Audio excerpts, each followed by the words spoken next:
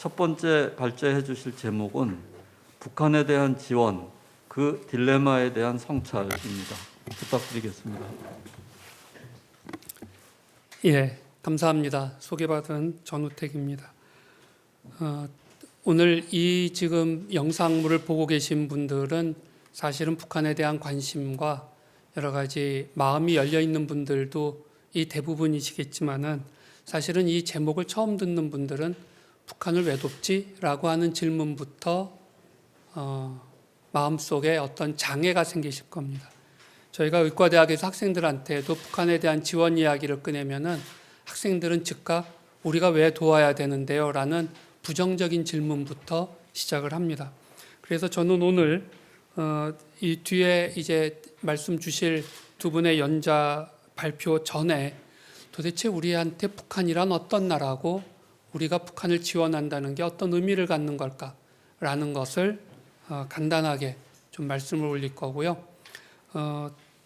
조금 더 자세하게 적혀져 있는 거는 원고로 되어 있으니까 여러분들이 통일보건의료학회 홈페이지에 들어오시면은 원고를 다운받으실 수 있습니다. 그러니까 그때 자료를 좀 이용하시면 좋겠다 생각을 합니다.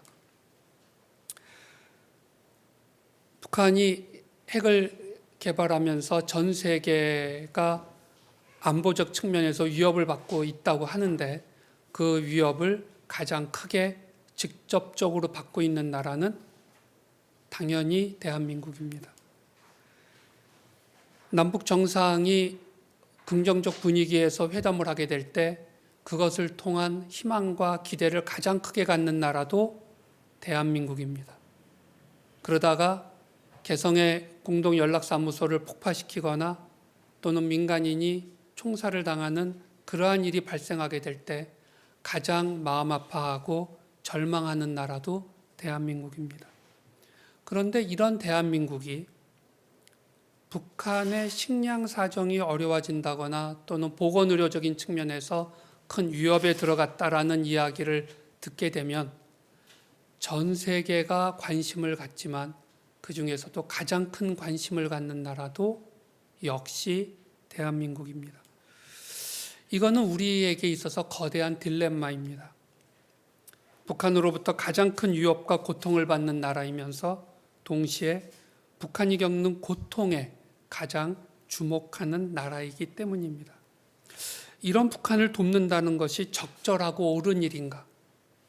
이거는 1990년 초중반 이후로 남한 사회의 가장 큰 논쟁거리 중에 하나고 그것은 지금도 지속되고 있습니다. 그래서 저는 오늘 우리가 북한을 정말로 도와야 하는 이유가 있는 걸까? 그리고 만일에 우리가 돕는다면 우리는 어떤 생각 속에서 북한을 도와야 하는 걸까? 그리고 마지막으로 그러면 우리가 추구하는 궁극적인 목표는 무엇인가? 이것을 중심으로 말씀드리도록 하겠습니다. 첫 번째로 우리에게 북한을 도와야 하는 이유가 있는가라는 것입니다. 우리는 북한이라는 나라의 이념이나 체제에 동의하지 않습니다. 그러나 그럼에도 불구하고 북한에 살고 있는 사람들을 인간으로 존중합니다.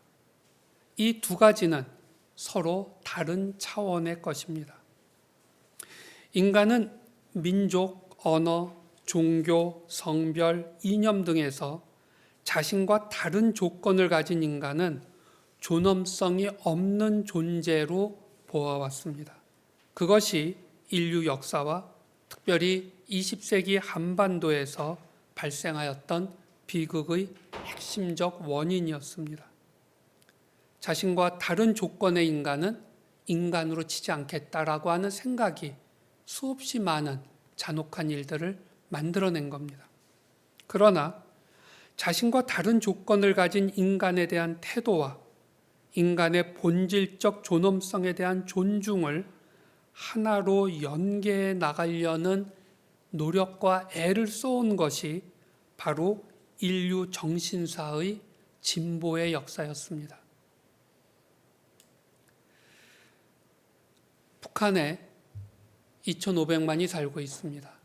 그리고 그 중에 최소한 2천만 명 이상의 사람들은 매우 평범한 사람들이고 그 땅에 태어났다는 조건 이외에는 다른 조건을 갖고 있지 않은 사람들이면서 모두 인간으로서 존엄성을 가진 소중한 존재들입니다.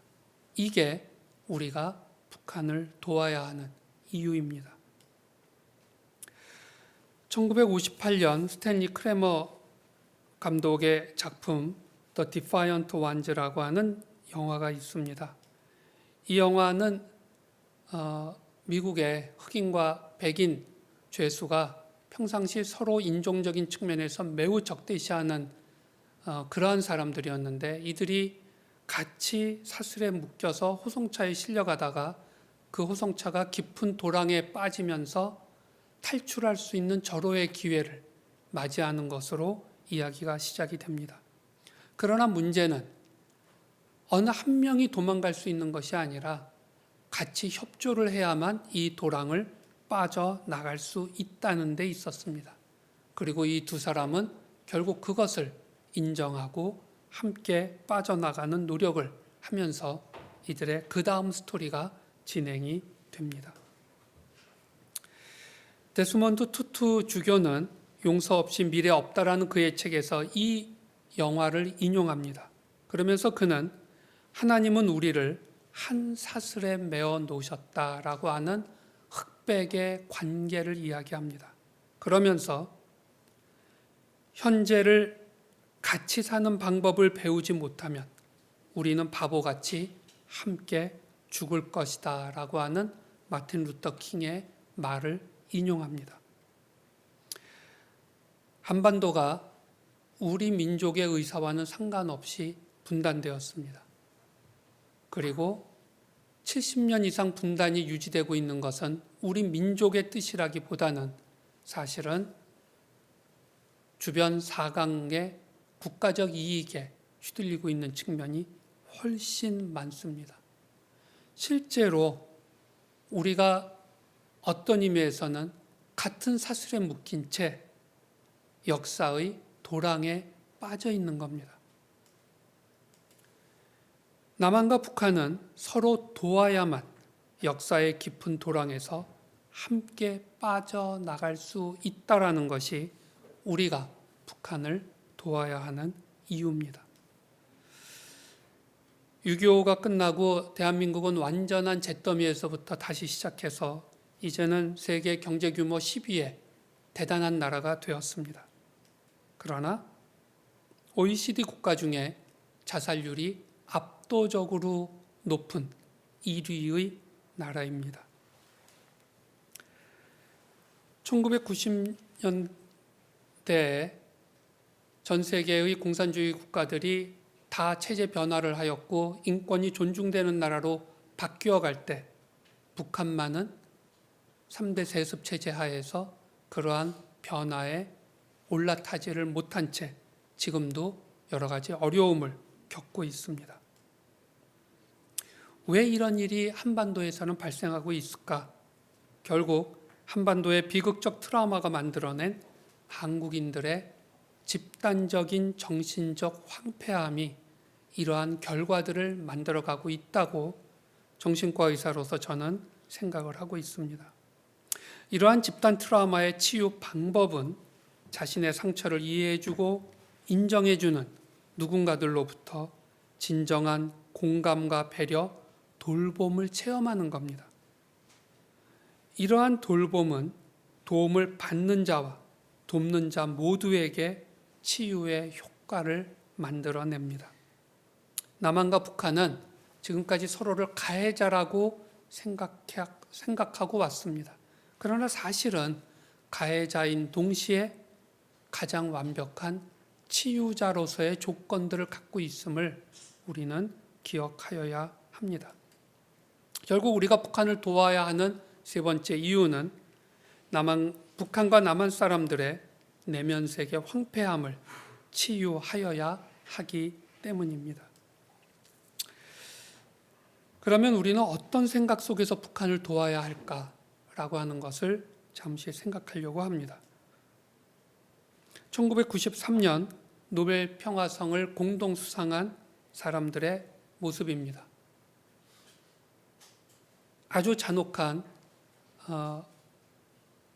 흑백 민족 인종 차별 정책을 추진하였었던 남아프리카 공화국의 백인 정권의 마지막 대통령이었던 이 드 클레르크와 27년간 그들에 의해서 감옥 생활을 했었던 넬슨 만델라입니다.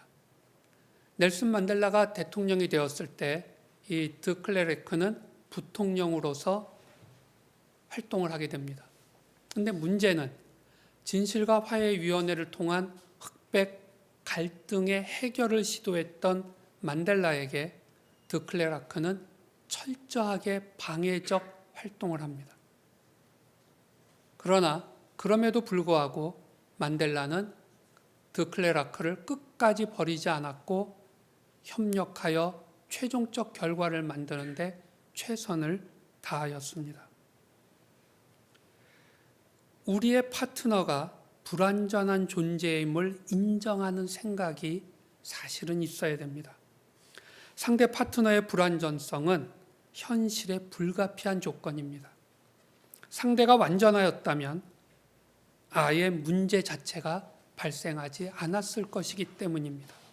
문제가 발생했다면 상대방은 불완전한 존재인 겁니다. 우리가 상식적으로, 논리적으로, 인간적으로 상대방은 어떠해야만 한다라는 식의 고정된 생각을 가지고 상대방을 바라보는 것은 상대방이 불완전한 게 아니라 사실은 우리 자신의 불완전성을 보이는 일이 될 수 있다는 것을 생각할 필요가 있습니다. 1990년대에 남한과 전 세계는 북한의 기아에 대한 엄청난 지원들을 하였었습니다. 그리고 그 과정에서 아주 큰 헌신적 모습들을 보여주었습니다. 저는 그것을 잊지 못합니다. 그러나 동시에 그 돕는 일을 하겠다고 나섰던 사람들 중에 아주 소수가 보였던 오만함에 대해서도 저는 잊지 못합니다. 받는 것보다 돕는 것이 더 어렵다는 것을 저도 그 당시에 많이 느꼈었습니다. 북한의 여러 가지 지원 활동을 하였었던 인유한 선생이 한 번 이야기하는 것 중에 저한테 굉장히 인상적으로 들렸던 이야기가 있었습니다. 북한에 가서 뭔가 도와주는 것을 하니까는 앞에 나가서 간단한 연설을 하라고 그러더래요. 그래서 올라가서 이렇게 얘기했답니다. 지금은 어쩌다 보니 우리가 조금 더 도울 수 있는 여건이 돼서 여러분들을 도와드리고 있지만 만일에 우리가 상황이 힘들었었다면 좀 더 여유 있었던 여러분이 우리한테 와서 도움을 주었을 것이라고 생각합니다. 라고 이야기했다는 거예요. 저는 그것이 북한을 도울 때의 중요한 태도라고 생각을 합니다.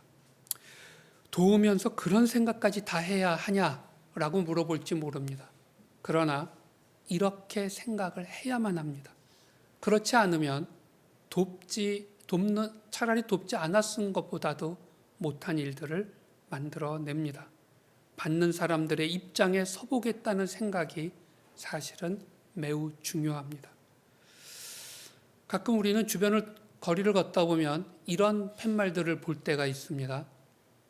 여러분들은 순간적으로 이해가 되시는지 모르겠지만 저는 한참을 생각해야 됐습니다. 더 헷갈렸던 건 이런 팻말도 있습니다. 이걸 도대체 어떻게 해야 되나? 어떻게 하라는 얘기인가? 그러나 우리는 알죠. 저게 어떤 의미를 갖고 있는 것인가. 북한은 정상 국가들의 행동과는 전혀 다른 행동을 합니다. 이게 우리로 하여금 당혹하게 하는 이유입니다. 그런데 이럴 때 우리에게 주어진 두 가지 선택 조건이 있습니다. 그들과 함께 할 것인지 아니면 말 것인지. 함께 할 때, 만남을 가질 때 상호 이해의 시작이 되며 이해한다는 것은 무조건 상대방의 의사를 따른다는 게 아닙니다. 상대방을 알아간다는 겁니다. 그 과정에서 우리가 때로는 이해하지도 동의하지도 못할 조건들과 내용을 주장하는 북한 앞에서 우리는 반드시 준수되어야 될 원칙의 영역과 우리가 때로는 유연성을 발휘해야 되는 영역으로 우리들의 생각을 재조정해야 될 때들이 있습니다. 처음에는 준수되는 원칙의 영역이 좀 더 좁을 수 있지만 이것은 점차 커져갈 겁니다. 그러한 점진적 변화가 사실은 북한이 정상 국가로 들어오는데 매우 중요한 조건이 될 겁니다. 결국 중요한 것은 우리 눈앞에 펼쳐지는 이 크고 작은 사건들에 대한 대응이 아니라 그거보다 훨씬 더 큰 그림을 보면서 이 문제에 접근해야 한다는 것입니다. 결국 우리가 이 모든 일들을 통하여서 추구해야 되는 궁극적 목표는 뭐냐? 그것이 정상회담이 되었던 또는 북한에 대한 식량 지원이나 보건의료 지원이 되었던 그 모든 것은 한반도의 평화를 만드는 것이 궁극적 목표입니다. 힘에 의한 통일이 아닌 평화 공존이 추구되어야 합니다. 북한에 대한 지원은 북한을 붕괴시키는 것이 아닌 북한이 스스로 인간이 인간답게 살 수 있는 평화로운 사회를 만들 수 있도록 돕는 데 있다라고 하는 것을 우리가 스스로 명확히 해야 될 겁니다. 오늘 이 행사를 공동 주최하고 있는 통일보건의료학회에서 출간한 책입니다. 한반도 건강 공동체 준비라는 책인데 여기서 우리가 주목할 만한 용어는 한반도 공동체라는 용어입니다. 한반도 공동체라고 하는 것은 한반도에 존재하는 두 개의 국가가 평화 공존과 상호 번영을 이루도록 서로 돕는 관계에 들어가 있는 것을 의미합니다. 이것이 1차적으로는 경제 공동체로부터 시작하여 문화 공동체, 건강 공동체, 복지 공동체, 안보 공동체, 정치 공동체로 점차 바뀌어 갈 때 진정한 한반도의 공동체가 만들어질 것입니다. 이러한 것을 통해서 자기 자신과 자기 자녀들의 미래의 삶이 더 좋아질 수 있다라는 확신을 갖게 되는 상태를 우리는 한반도 공동체라고 이야기하게 될 것입니다. 헬조선이라든지 여러 가지 우리는 우리가 살고 있는 땅에 대한 불만과 어려움을 느끼고 호소하고 있습니다. 그러나 우리가 북한을 지원하는 최종적 목표는 나만이 더 나은 사회가 되도록 하는 것입니다.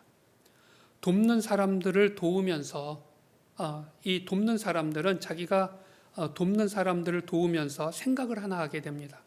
시대의 새로운 변화에 제대로 대응을 하지 못하였게 되면은 이렇게 된다.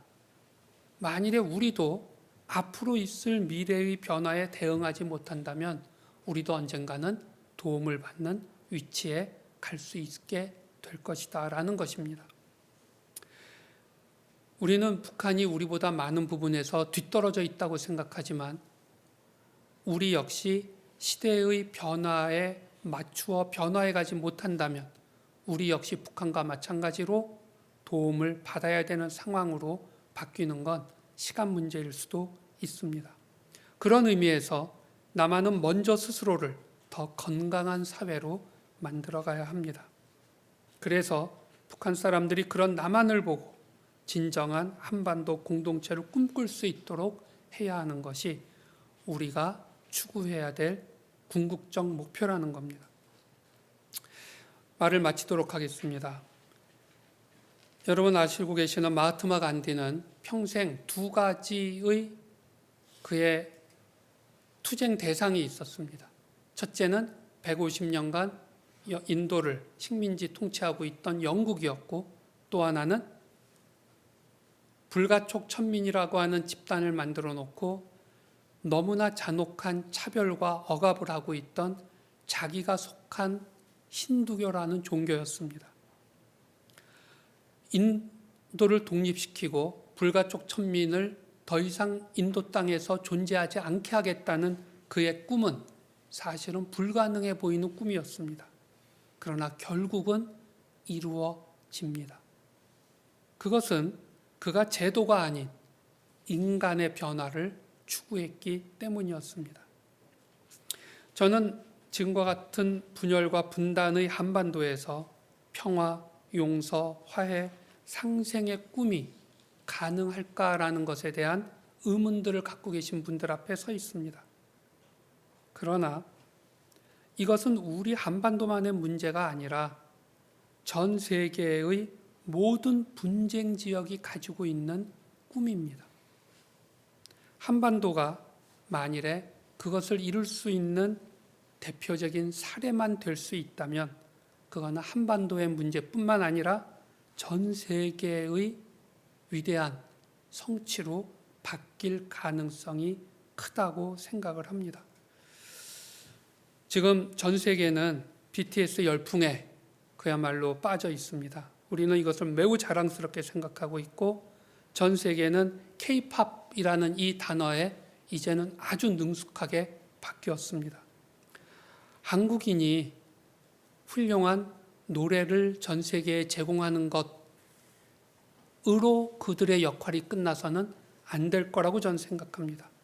사실은 K-팝을 넘어서는 저는 K-메시지를 전 세계에 던질 수 있는 남한과 북한이 되었으면 좋겠고 그것이 바로 평화, 용서, 화해, 상생이라는 메시지가 되면 좋겠다라는 생각을 하면서 오늘 저의 발표를 마치겠습니다. 감사합니다.